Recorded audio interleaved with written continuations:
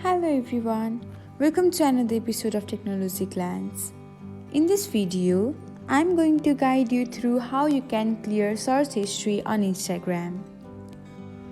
Watch till the end and don't forget to subscribe to Technologyglance by hitting the subscribe button and press the bell icon so that you'll never miss another update. Without further ado, let's get started. First of all, open the Instagram app on your device. Now, log into your Insta account.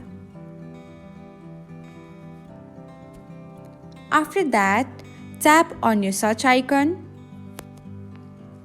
Again, tap on the search box. You will see a blue See All option. Tap on it and then select on Clear All button. After that, confirm your action by selecting on the Clear All option again. And that's it.